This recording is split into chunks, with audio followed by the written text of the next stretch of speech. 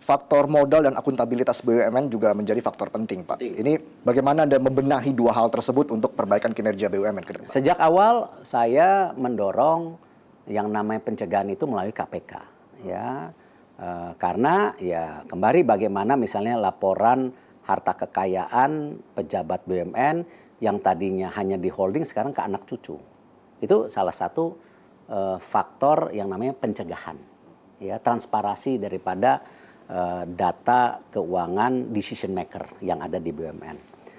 Tetapi ya kita melihat kerjasama kami dengan kejaksaan itu salah satu yang kita pilih waktu itu tidak hanya menangkap oknum, tapi ingin memperbaiki proses yang terjadi supaya lebih baik.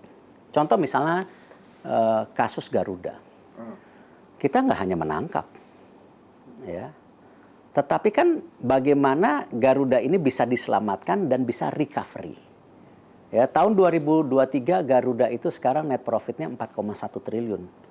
Yang dulu ya karena kasus korupsi, termasuk kebijakan bersih-bersih BUMN ini ya. Ya itu yang kita lakukan sama kejaksaan. Bayangkan Garuda itu harga leasing pesawatnya termahal di dunia sampai 23%, kalau kita benchmarking dengan negara-negara lain hanya 8%. Come on.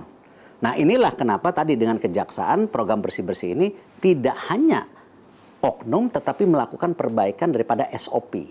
Ya kita berharap di kemudian hari karena udah ada kasus dan ada SOP-nya, mereka harus tahu do and don'ts-nya.